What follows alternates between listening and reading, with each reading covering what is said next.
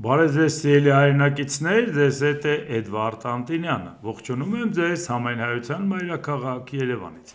այսօր հունիսի 3-ն է 2026 թվական, ընտրությունների թեմային մի քիչ ուշ կանադառնամ, բայց հիմա այն ինչի մասին, որ խոսում ենք ռուսական ճնշումները կամ Եվրոպայից արձագանքները, նրանք նույնպես վերաբերում են ընտրությանը, որովհետև ընտրությունից առաջ դիրքավորվում են Երբ որ ասում ենք, որ 2021 թվականի ընտրությունները տարբերվելու է 2026-ից, որտեղ արտաքին քաղաքական գործոնը շատ է կարևորվելու, մանավանդ ներսում էլ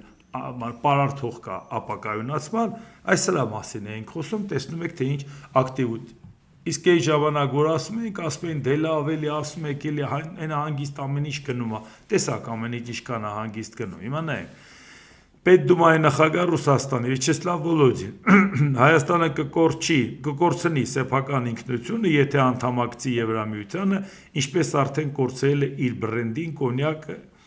անվանելու իրավունքը։ Վոլոդինը նշել է, որ Եվրամիությունում Հայաստանին տնտեսական աճ են խոստանում, ինչպես ժամանակին խոստանում էին Ուկրաինային։ Սակայն ուկրաինական արտադրանքն այդպես է չթույլատրվեց մուտք գործել եվրոպական շուկաներ, քանի որ այն մրցունակ չէ։ Իսկ ինչ է վաճառելու Հայաստանը։ Գինին նրանք վաճառում են մեզ։ Եկավ Մակրոնը, գրկախառնվեցին Փաշինյանի հետ, դե պայմանագիր կնքեք, գինի մատակարարեք Ֆրանսիա։ Ոչ, հիմա նույնիսկ կոնյակն արդեն բրենդի է նրանց մոտ, որովհետև ֆրանսիացիներն ասացին, ձեզ մոտ դա բրենդի է։ Նրանք կկորցնեն իրենց ինքնությունը, ճիշտ այնպես, ինչպես կորցրեցին Ուկրաինայում, ասել է Վոլոդինը։ Միևնույն ժամանակ Վոլոդինն ընդգծել է, որ Հայաստանի ժողովրդին պետք է տարանջատել իշխող վերնախավից, քանի որ հենց վերջինս է երկիրը տանում դեպի անդունդ։ Վոլոդինը նաև նշել է, որ Ռուսաստանն օգնում է թե Հայաստանին, թե նրա ժողովրդին, սակայն դեմ է հարաբերություններում ստին ու երկակի ստանդարտներին։ Մենք միայն հանուն ազնիվ բաց հարաբերությունների եւ իհարկե փոխշահավետ համագործակցության ենք։ Բարեկամությունը երկկողմանի երթևեկության փողոց է, եզրափակել է Պետդումայի նախագահը։ Մի քանի բան, որ այնուամենայնիվ համառորեն չեն կարողանում հասկանալ։ Ուկրաինան թեքվեց դեպի Եվրոպա։ Ըստ Վոլոդինի,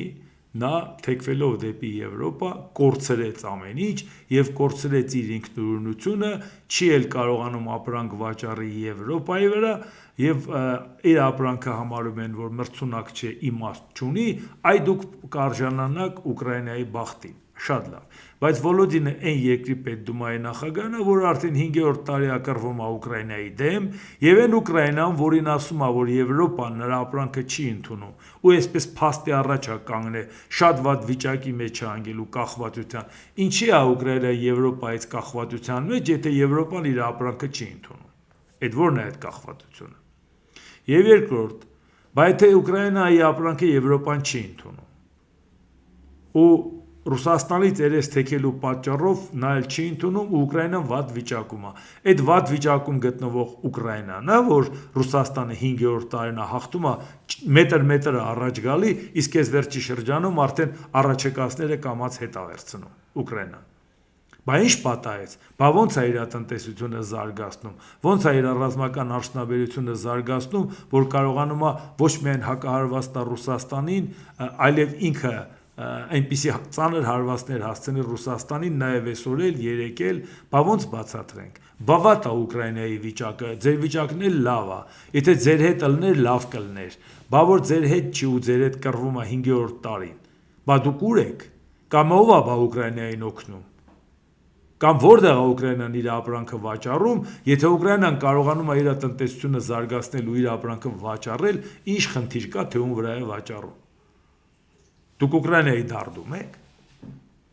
Դուք պարզապես Ուկրաինան ցանկանում եք կուլ տալ, չստացվեց։ Մարդիկ պայքարում են իրենց հայրենիքի համար։ Ինչ եք առաջարկում Հայաստանին։ Նույն ձևի կուլ տակ, այլապես Հայաստանը այլընտրանք կորոնի։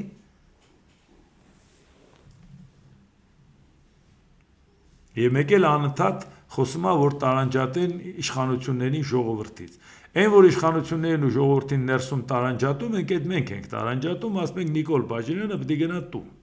Այդ մենք ենք ասում, առաջին էլ ընտրություն է, մենք ունենք այդ հնարավորությունը, եթե ժողովուրդը աջակցի։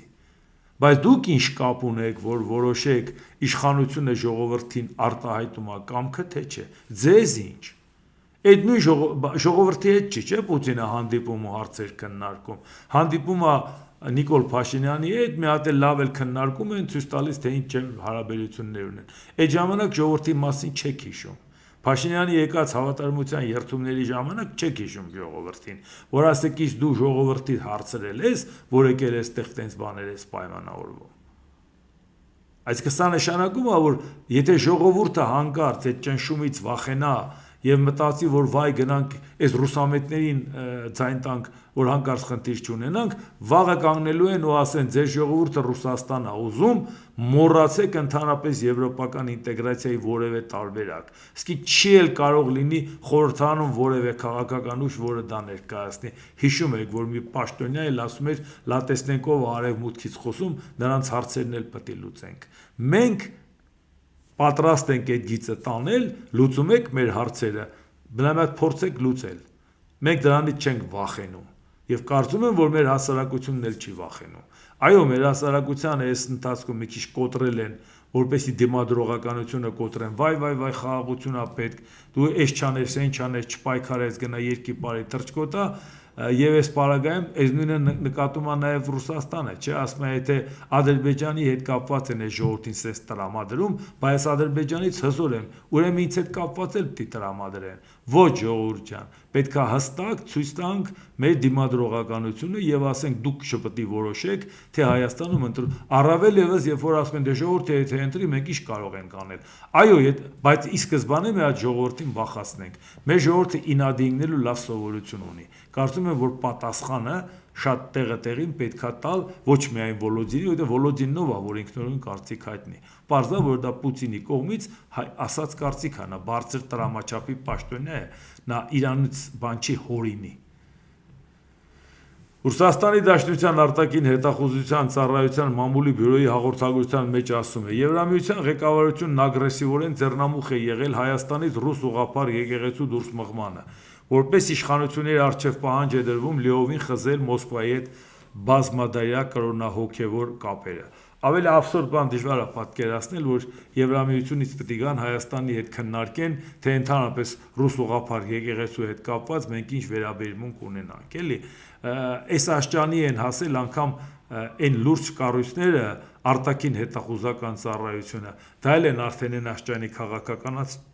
որ լուրջ բանել ասեն, այլևս լուրջ չենք ընդունի։ Բայց սա ինչ է ցույց տալի, որ չկա տենց թեմա, որի հետ կապված իրանք չպետք է փորձեն ճնշում գործադրել Հայաստանի վրա, բայց սա մեկ անգամ եւս մեզ հուշում է։ Հիմա իշխանություններն ասում են լուծումը գտնենք Եվրոպան ասում է ձեզ կօգնեմ։ Հիմա հասկացաք Եվրոպայի կարիքն ու կարեւորությունը։ Եվ բացի դրանից մենք այսօր ամենախոցելի վիճակում ենք։ Ռուսաստանը նեղացել է ասում մի միլիմետր թույլ չենք տա անգամ հայտարարության մակարդակով Եվրոպա գնաք, բայց մենք Եվրոպա իրականում չենք գնում, մեր իշխանությունները չի տանում։ Ու դա նշանակում է մենք խոցելի ենք։ Բարեբախտաբար հիմա գոնե այնպիսի վիճակ առաջացավ, որ իշխանությունները ստիպված Եվրոպային դիմեցին, բայց ինչա, մի քիչ գյուղմթերք վաճառելու։ Վաղը Ռուսաստանը սկսի ստանալ, նորից էլի շրջվելու են դեպի Ռուսաստան։ Բայց գոնե դա ցույց տվեց, որ մեր հասարակությունը հասկացավ, որ բավական է Ռուսաստանը ճնշի, մենք այլընտրանք ունենք, բայց այդքան որ խոսում ենք այլընտրանքի, չենք խոսում։ Դա նշանակում է, որ մենք ճիշտ ճանապարհի վրա ենք, բայց մենք ասում ենք իրավիճակային լուծում պետք չի, այլ իրական գաղափարական արժեհամակարգային որոշում պետք է կայացնենք եւ գնանք այդ ուղղությամբ։ Ռուսաստանի արտգործնախարարության պաշտոնական ներկայացուցիչ Մարիա Զախարովա. Նորմալ չէ, երբ տեղի է ունենում մանիպուլյացիա, երբ բարի բտադրություններն ու օրինականությունը, որոնք ապահովում են որոշակի ոլորտի բնականon գործունեությունը, օգտագործում են անազնիվ նպատակներով։ Այսա նորմալ չէ։ Եթե դու ցանկանում ես հասնել G կետ B կետի միջով, դա նույնպես հնարավոր է, կոչվում է տարանցում, բայց դա ունի իր լոգիստիկան։ Եթե դու գրանցվում ես դեպի B կետ, դու թռչում ես այնտեղ, իջնում, բոլորին հրաժեշտ տալիս, գնում այնտեղ, ուր պետք է։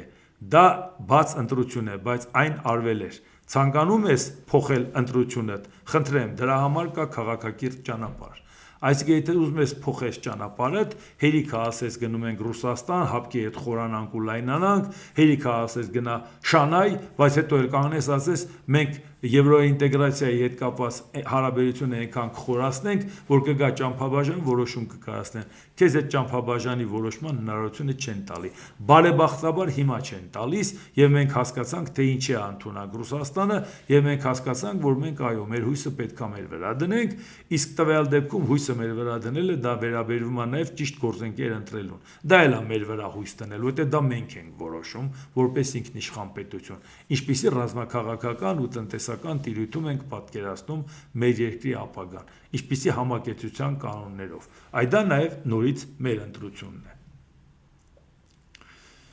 Թուրքիայի նախագահի գրասենյակը հայտնում է Նիկոլ Փաշինյանը հեռախոսազրույց ունեցել Էրդողանի հետ, քննարկվել է Անկարայի եւ Երևանի հարաբերությունների կարգավորման գործընթացը։ Զրույցի ընթացքում վարչապետ Փաշինյանը շնորհավորել է Էրդողանին անցած Կուրբան Բայրամ տոնի կապակցությամբ անդրադարձ է կատարվել Թուրքիայի եւ Հայաստանի միջև երկկողմ հարաբերությունների կարգավորման գործընթացին, ինչպես նաեւ տարածաշրջանային խնդիրներին։ Դժվար չէ պատկերացնել, որ նման զանգը եւ նման քննարկումները Էրդողանի հետ, հաշվի առնելով նաեւ պատմությունը Էրդողանի հետ շփումը Նիկոլ Փաշինյանի, որ նրան վերաբերվում է որպես ավագ գործընկերոջ, սա ցույց է տալիս, որ հերթական անգամ հիմա էլ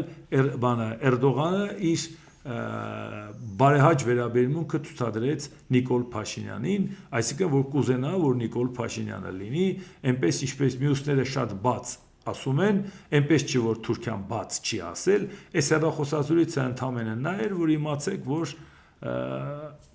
մենք ուզում ենք շարունակել այս իշխանության հետ։ Իսկ մնացածը պետք է որոշի մեր ժողովուրդը։ Մեր ժողովուրդը համաձայն է, որ ընտրի մի ղեկավար, որը որ շատ ընդունելի է Էրդողանի համար,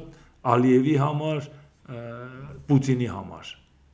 Ու եթե Պուտինը նույնիսկ մի փոքր դժգոհում է, ասում է մի հատ սանկցիաներ կիրառեք, որտեղ եկել բան ես խոստացել, չթռնես խոստումի վրայից։ Դա այնպես չի, որ հիմա Պուտինը հակառակվել է Հայաստանի կամ Փաշինյանն էլ հակառակվել է Պուտինի հետ, չէ,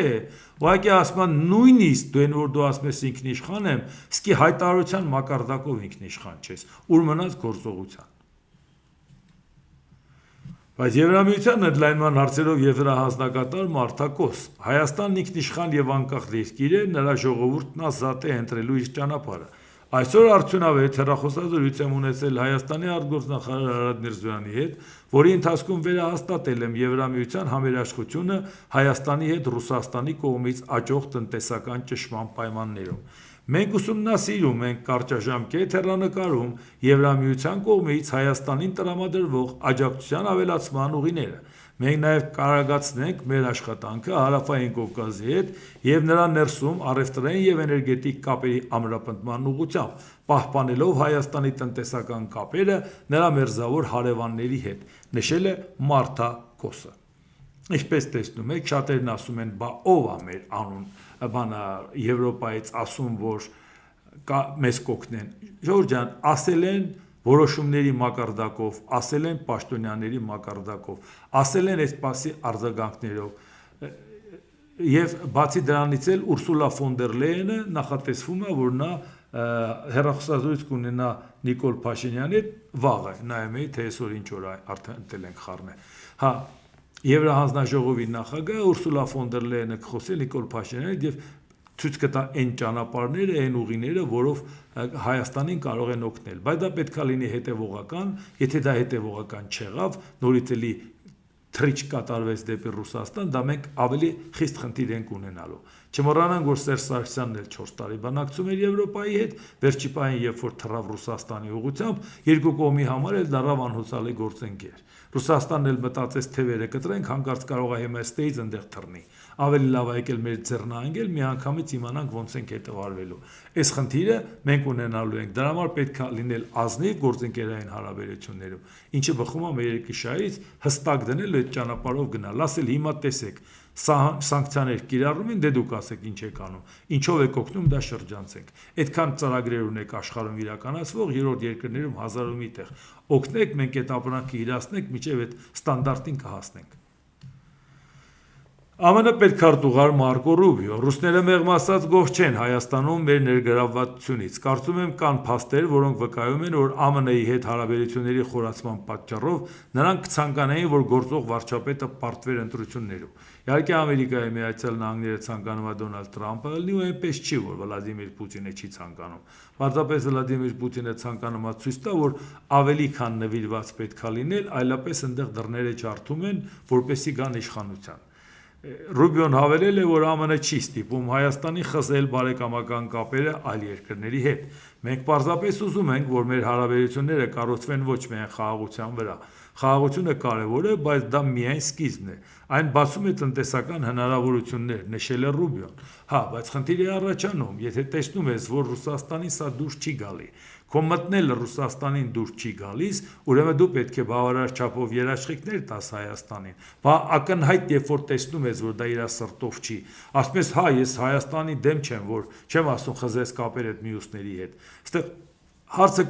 խզելու մասին չի։ Ամենաթեթև անգամ շարժումը դեպի Եվրոպա,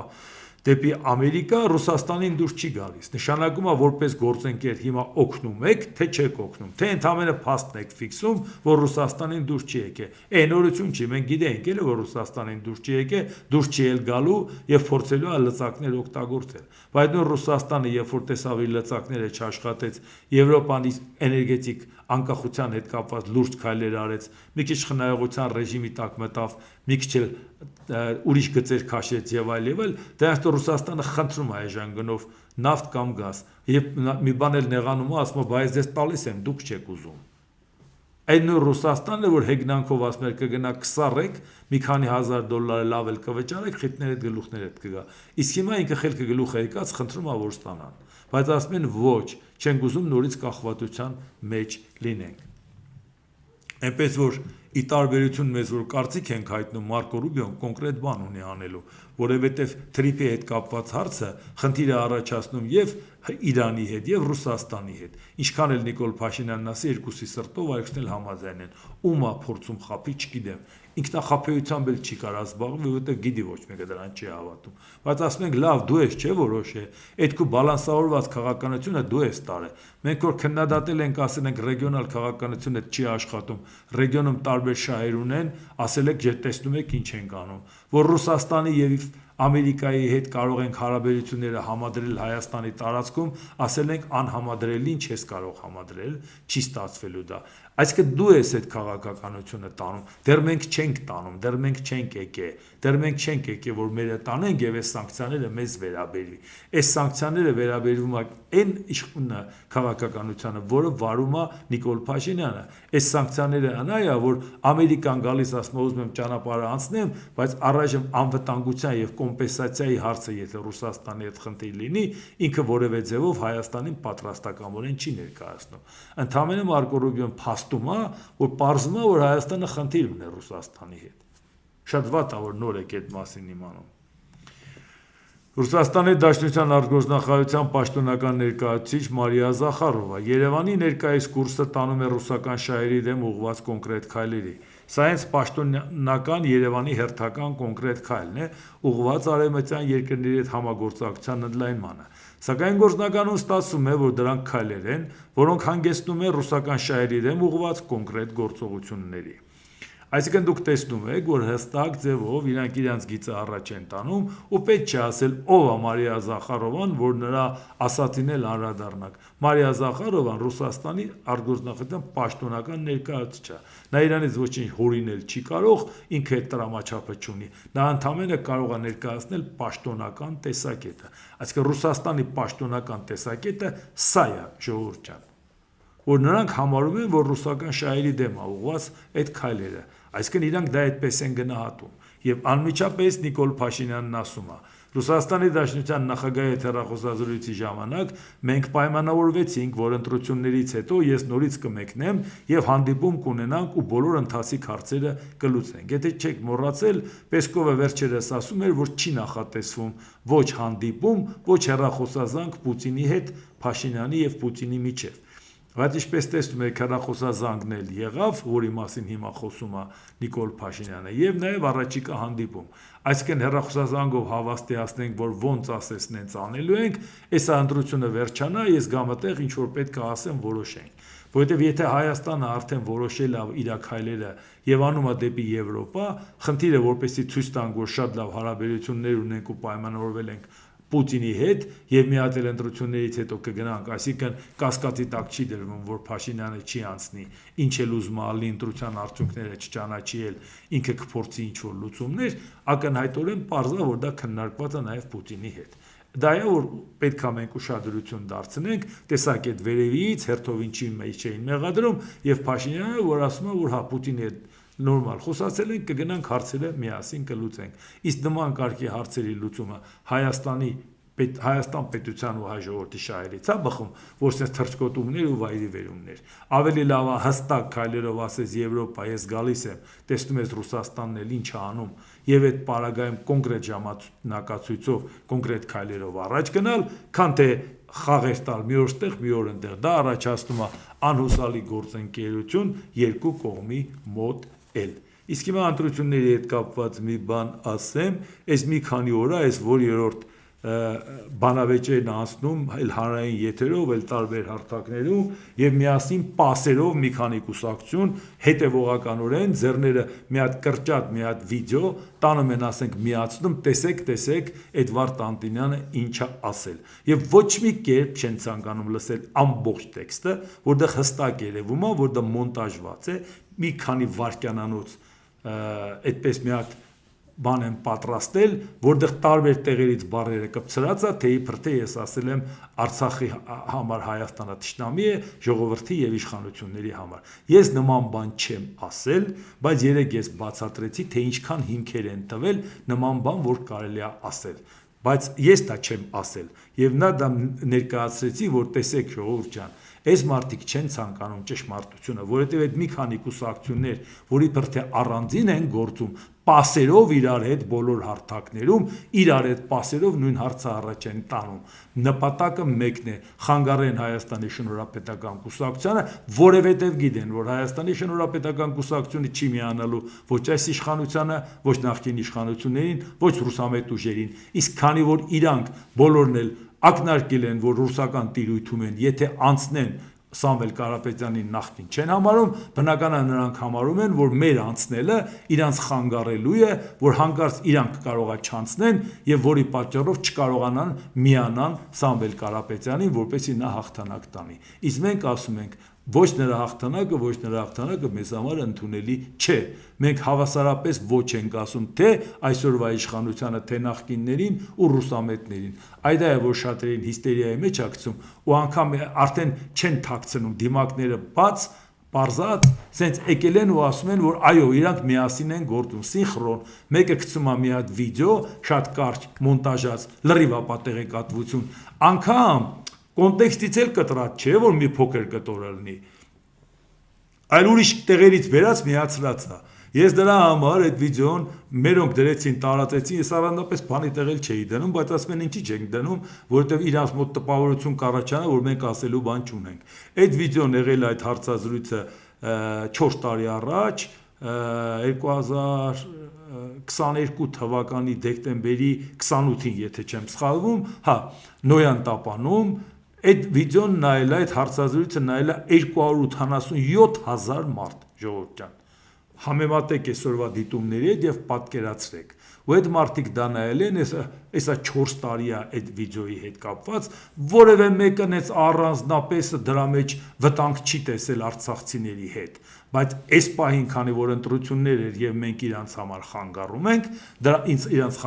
դրա համար որոշեցին դա տարածել։ Պատահական չէր, որ այսօրվա բանավեճի ժամանակ էլ ասի, ես 22 տարի զբաղվում եմ հրապարակային գործունեությամբ, մանավանդ տեսնում եք, որ ամեն օր եմ ելույթ ունենում, իսկ այսօր էլ մի հատ բանավեճի եմ մասնակցել, մի հատ հարցազրույցի եմ մասնակցել, եկել եմ մի հատ էլ իմ ալիքով եմ ձեզ հետ շփվում։ Այս ինտենսիվության պայմաններում ես նյութեր եմ տալիս 22 տարի, 22 տարվա մեջ մի 4 ուժ իրար հետ միավորվել են, ման են եկել նյութերի մեջ ինչ որ բան գտնեն, ոչ մի բան չեն գտել, վերցել են իրար են կպցրել 11 վայրկյանանոց նյութ, որ չերևա դրանից առաջ ինչ է ասած, դրանից հետո ինչ է ասած, կամ արդյոք սա նույն նյութի կտորն է, թե ուրիշ տեղից է վերած դրած։ Այսպիսի խղճուկ վիճակում են հայտնվել ժողովուրդ ջան, մոռանալով մի բան, որ ժողովուրդը ինձ ովքեր որ վստահում են, նրանք դες մանր ժուլիկությունների վրա չեն խաբվում, ովքեր վստահում են Գուրգեն Սիմոնյանին, դες մանր ժուլիկությունների վրա չեն խաբվում։ Դա նշանակում է, որ այս ամբողջ ընթացքում տեն չանքով, չարչարանքով Գուրգեն Սիմոնյանի մի հատ նկար էիք գտել, օրերով տարածում էիք, որ այ ինչ որ մարդկանց հետ գնացել է միջոցառման մասնակցել, կարող է նրանց հետ է։ Տեսակ որ դա արդյունք չտվեց, որովհետև պարզաբանումներն եղան, որ ինչ է եղել, մարդիկ հրավիրել են, կարող է մի հատ էլ ասեին, ես չեմ գալի, որովհետև այն ինչն է գալի։ Այնով է քո ցուցակ, հրավիրվածի հետով է ցուցակ համաձայնեցնում։ Այդ հասկացան, որ չաշխատեց։ Հիմա արդեն մտածել են ինձ հետ կապված, ինչ ասեն, որով Վնաստան, որովհետև տեսնում են այն գործը, որը որ մենք կատարում ենք։ Դրա համար այդ մասը ցույց կտանք, ես նաև մի քանի բան էլ կասեմ ու կանցնենք առաջ։ Հիմա այդ կտորը ամբողջականը ցույց կտանք, բայց ամբողջ հարցազրույցը կլինի նյութի նկարագրական մասում։ Ով ցանկություն կունենա, կարող է մտնի եւ դա ամբողջականը նայի, որ հանկարծ չմտածի, որ այդ կտրած մասը գուցե ամբողջական չի։ Հիմա նայենք ու խոսենք։ Եվ միջանցքի մասով Արմեն Գրիգորյանի հայտարարությունը, սա ինչ է վկայում, եթե միութենական պետության մասով վտանգն այդքան մեծ չի այս պահին, ապա միջանցքի մասով ինչ վտանգ։ Հիմա տեսեք, միջանցքի հարցով բլեֆը պայթեց։ Որն էր դա։ Նիկոլ Փաշինյանը միջանցքը խոստացել է, դա ով էր հատկապես ասում Արցախից եւ ասում են Հայաստանի ռադիկալ ընդդիմությունը, խորհրդարանական։ Նիկոլ Փաշինյանը խոստացել է իրան պատրվակ է պետք։ Այդ դրա համար ճանապարհը փակեցին։ Հիմա երբ որ պարզվեց, որ ճանապարհը փակել են Արցախի իշխանությունների մեղքով, եւ Նիկոլ Փաշինյանը ջանքեր է գործադրում ճանապարհը բացելու, անգամ Ռուսաստանին մեղադրում է։ Ռուսաստանն էր ոչ թե մեղադրում է Նիկոլ Փաշինյանին, այլ Նիկոլ Փաշինյանն ասում է՝ դու ինչի՞ չես տեղյակ, որ այնտեղ ուրիշ բաներ են պայմանավորվել։ Մեզ էս մեղադրում, իրանց մեղադրի։ Իսկ Արցախից էլ հաջորդ քայլը չի գալիս, որ Հայաստանին ասեն խափում են, մենք գրիշ չենք անում, ասենք, բայց դու ասա խափում են։ Հայաստանին այսօր ներկայացվել է բավարար ապացույցներ, որ Ռուսաստանը ստում է։ Իսկ ինչ է, եթե կանգնեին ապացույցները, որ Ռուսաստանը ստում է, մենք այդ մասին չէինք ասի, բայց մենք այսօր չենք տեսնում դա։ Այսինքն իրանք այդ խաղը բացահայտվեց, որ սա ցանկանում էին ջարդել Հայաստանի իշխանության գլխին, որովհետև կա մի շատ կարևոր խնդիր, որը մենք մշտապես պետք է իմանանք։ Արցախցուն համոզել են, որ քո փրկությունը Հայաստանի հետ ըլնելը չի։ Դա համոզել են, դա հաջողվել է համոզել, որովհետև կարող է վաղը քեզ պետք է շատ լավ պայմանաստեղծում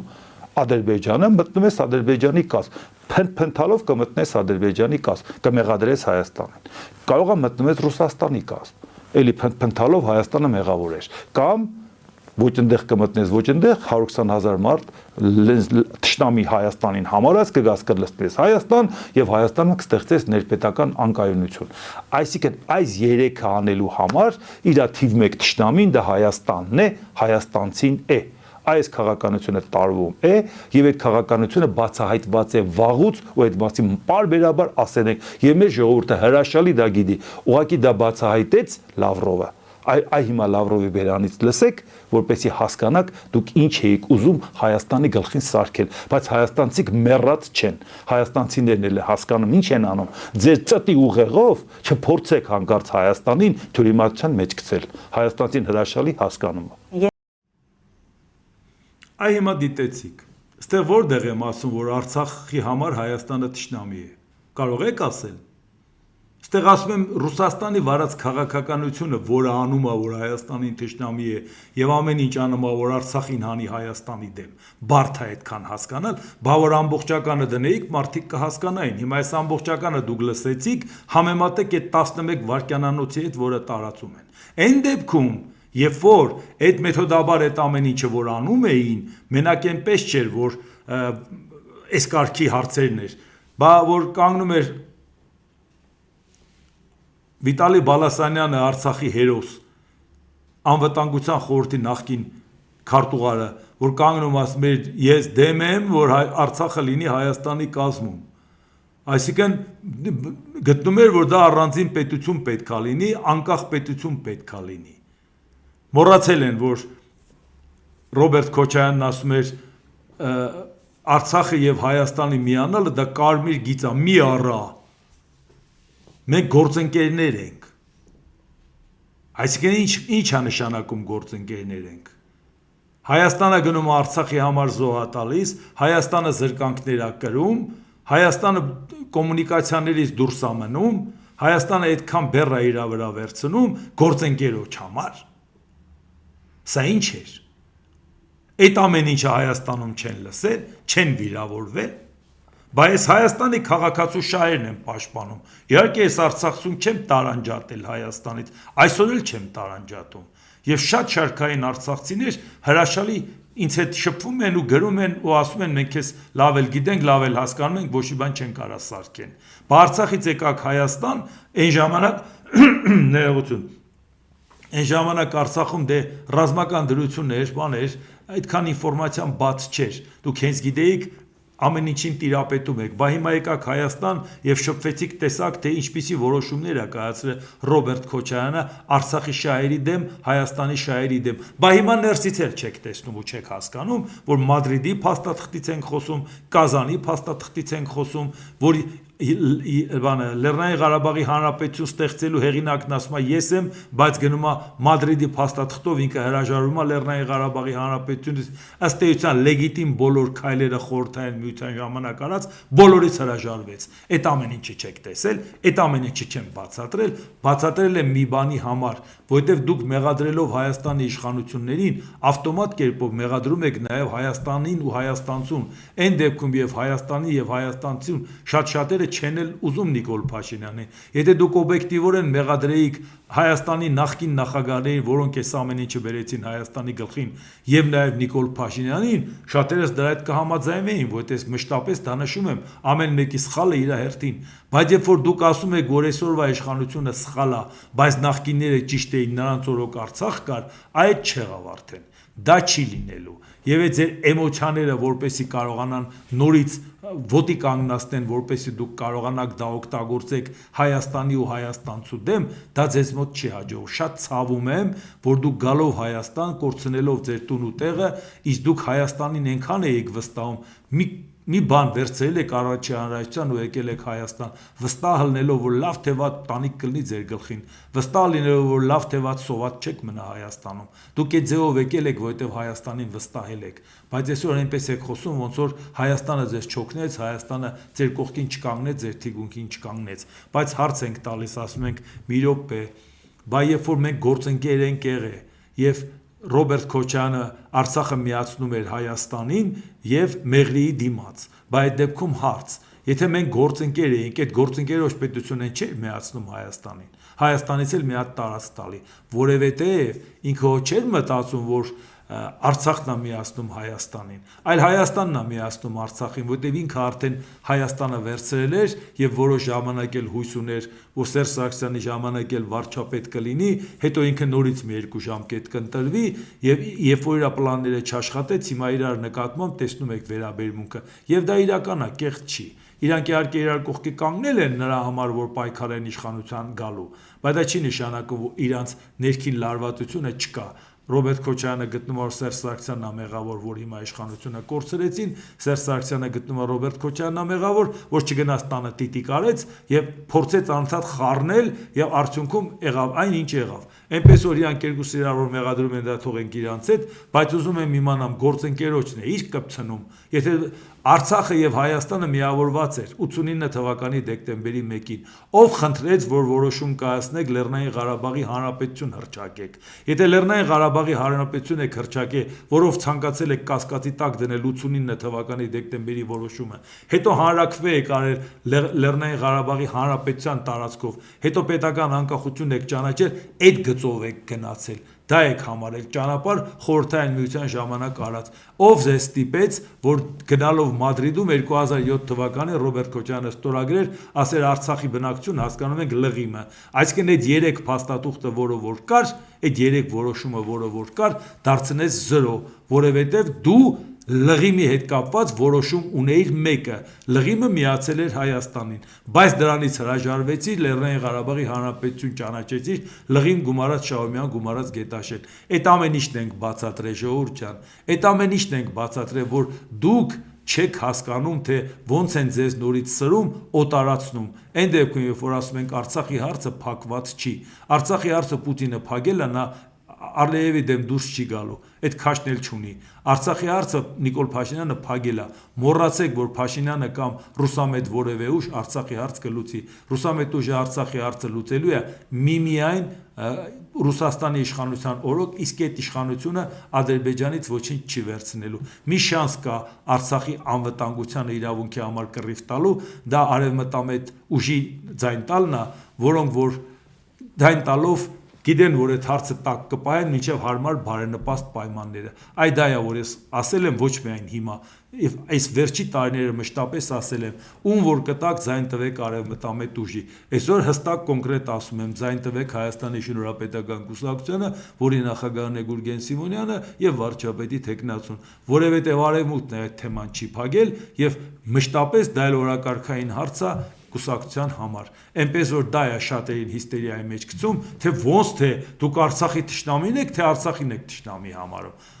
Դուք նայեք այդ վիդեոն, ժողովուրդ ջան, եւ դուք որոշեք, թե այդ մարդկանց մանիպուլյացիայի նպատակը որն էր։ Մանիպուլյացիայի նպատակը, որ մեզ տանեն բախման։ Մանիպուլյացիայի նպատակը, որ իրանք կարողանան այնքան թիվ ունենան, մարդկանց փողոցանեն, տանեն բախման։ Ում են տանելու բախման, ձեզ են տանելու բախման։ Իրանք լավ էլ հարմար փափուկ տեղեր տեղավորվելու են օթյակներում եւ ընդեղից դիտեն։ Ու մեր նման մարդիկ են գնալու մտնեն արանքը, որ թույլ չտան այդ բախումը տեղի ունենա։ Ուղղակի դրա համար պետք է մանդատ ունենան, որ ժողովրդի անունից գնան դա անեն։ Այս սա է եւ մնացած էլի առիթ կլի կանադառնանք, որտեղ հիմա մենք տեսնում ենք նաեւ Իրանի հետ կապված այս լարվածությունը, թե ինչքանով է նաեւ խնդիր առաջացնում։ Դուք տեսաք, Ամերիկան այդ վախվորած ասում է, բա Ռուսաստանի սրտով չի։ Ամերիկա չգիտես, որ Իրանի սրտով էլ չի, բա Իրանի այդ հարցն էլ չես լուծե։ Բա մենք ինչ ենք անելու։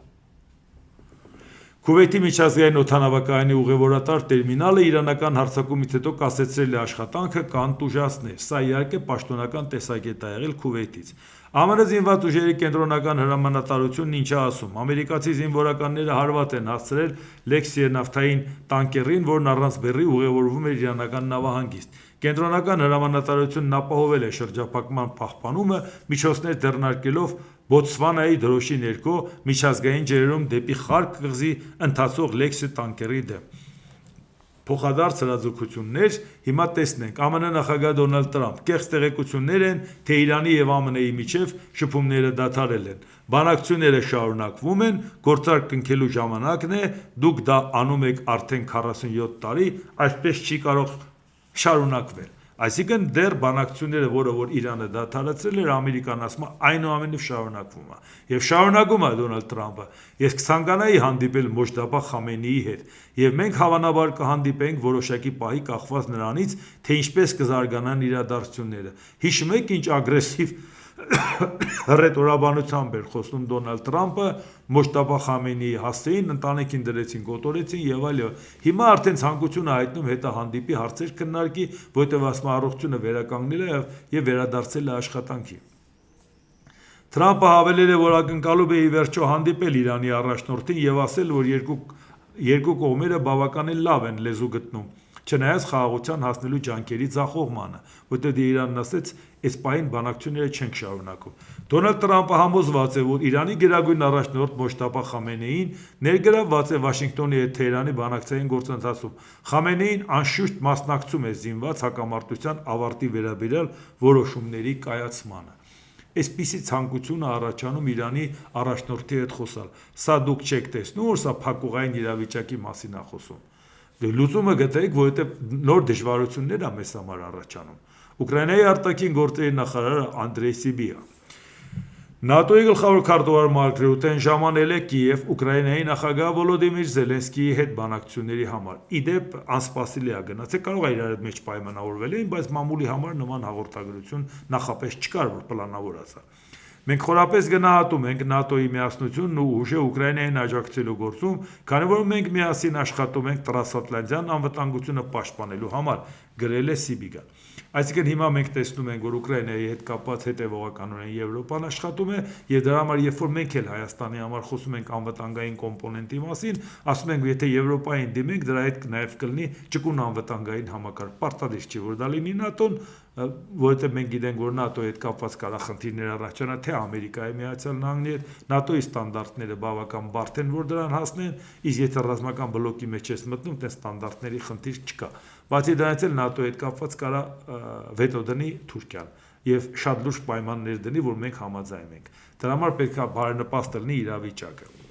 Բայց այնպես չի, որ Ամերիկան հասկանում է, որ Ուկրաինայի հարցում եթե զիջում է, դրանից իր դիրքերը չի ամրանում, չի աշխատում դա։ Դրա համար ԱՄՆ պաշտպանության նախարար Փիթ Հեքսեթը դե պաշտպանությունը նաեւ պատերազմի են անունը դրել, չէ՞, հայտնել է, որ Միացյալ Նահանգները շարունակում է հավատարիմ մնալ Ուկրաինային աջակցելու եւ ուղիներ կփնտրի ապահովելու համար ռուսական հարվածներից պաշտպանվելու նրա կարողությունը։ Պենտագոնի ղեկավարը նշել է, որ ԱՄՆ արդեն Ուկրաինային տրամադրում է զգալի ռազմական օգնություն եւ շարունակում է մեծացնել սպառազինության եւ զինամթերքի արտադրությունը։ Միևնույն ժամանակ Հեքսետն ընդգծել է, որ Վաշինգտոնը նաեւ ակնկալում է եվրոպացի դաշնակիցների ավելի մեծ ներգրավվածություն Կիևին աջակցելու գործում։ ԱՄՆ կփնտրի ուղիներ Ուկրաինայի պաշտպանության հնարավորությունների ապահովման համար։ Մի բան էլ ուղղակի ասենք, որ Թուրքիայի գործնախարար Հական Ֆիդանը ասել է, որ սպասում էր ԱՄՆ նախագահ Դոնալդ Թրամփը կմասնակցի Անկարայում կայանալիք ՆԱՏՕ-ի գագաթնաժողովին հուլիսի 5-ից 7-ը։ Թուրքիայի նախագահ Ռեջեփ Թայիփ Էրդողանի հետ վերջին ամսվա ընթացքում ունեցած մի քանի հեռախոսազրույցներում ամեն անգամ նշել է, որ կմասնակցի։ Այս այցը կարող է գագաթնաժողովը դարձնել ՆԱՏՕ-ի վերջին տասնամյակների ամենանշանակալի հանդիպումներից մեկը, քանի որ ԱՄՆ կշռադատում է Եվրոպայից իր զորքերը դուրս բերելու հնարավորությունը։ Ապրիլին Թրամփը հայտարարել էր, որ լրջորեն դիտարկում է ՆԱՏՕ-ից ԱՄՆ-ի դուրս գալու հնարավորությունը եւ հիասթափություն էր հայտնել դաշինքի գործընկերությունից։ Դա նաեւ Իրանի հետ կապված հարցում։ Սակայն Էրդողանի հետ հեռախոսազրույցի ժամանակ նա փոխել է տոնը, հայտարարելով, որ նախատեսում է այցելել Անկարայի հանդիպմանը։ Ասա էլ մենք տեսնում ենք, որ Դոնալդ Թրամփը նույնիսկ ՆԱՏՕ-ի հետ կապված հարցերում այնուամենայնիվ Թուրքիայի հետ կարող է պայմանավորել, այնպես չի, որ Թուրքիայի խաթերը մենակ դա արվում, բայց դա հնարավորություն է տալիս, որ ասի դե լավ, դե Թուրքիայի խաթերը մի հատ գամ տեսնենք ինչ են անում, որովհետև այն կատեգորիկ ձևով ասել դուրս են գալիս ՆԱՏՕ-ից, տեսնում է, որ դա արդյունավետ չի եւ այդ պարագայում ամենայն դեպս Ամերիկայի դիրքերն է թուլանում։ Իսկ մենք էլ այս ամեն ինչից պետքա լուրջ եզրակացություն անենք, ի վերջո որ նա մեր երկրի տեղը, դերը, դիրքը տեսնում եք, որ ներքին անկայունության հետ կապված ինչեր կարող է տեղի ունենալ, տեսնում եք ինչ լարվածություն է դրսից գալիս եւ անթակույց փորձում են առիթը օգտագործեն։ Իլադեռ մենք չենք խոսում, որ առիթը կարող է օգտագործի Թուրքիան, Ադրբեջանը, Ռուսաստանը։ Եվ ներսում էլ պարարտ հող կա, որպեսի մեկը ասի այ տեսեք, դուք ձեզ լավ չպայեցիք Ռուսաստանը մտավ, մեկն ասի դուք ձեզ լավ չպայեցիք Ադրբեջանը մտավ։ Մեր վրա գցելու հարցը դարձել է օրակարգային։ Դրա համար պետքա բավարար չափով զգոնել ենք, ցնցումներից զերծ պահենք մեր երկիրը։ Այդ դրա համար էլ ասում եմ, գնացեք ձայն տվեք Հայաստանի շնորհապետական կուսակցությանը քվեաթերթիկ համար 4, որի նախագահն է Գուրգեն Սիմոնյանը եւ վարչապետի թեկնածուն։ Դե ինչ, այսօր այսքանը, եթե հավանեցիք Սեղմեք լայք կոճակը, բաժանորդագրվեք այդ Վարդանտիրը YouTube կանալիքին, Սեղմեք զանգակ կոճակը, գրեք մեկնաբանություններ, գրեք հարցեր, դիտեք եւ դատեք ինքներդ։ Շնորհակալություն։